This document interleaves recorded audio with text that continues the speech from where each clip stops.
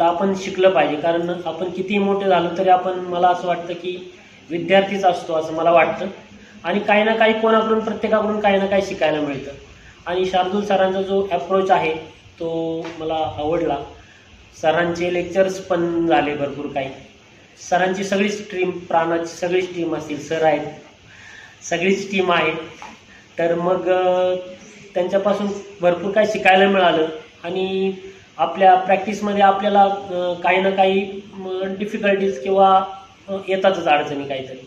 मग शार्दूल सरांसारखे एक कलिग, एक मेंटॉर, एक गुरु म्हणायला काही हरकत नाही, फ्रेंड, या दृष्टीने मी सरांकडे पाहतो. आणि सरांचं इथून पुढे असेच माझ्याबरोबर रिलेशन राहतील. थँक्यू.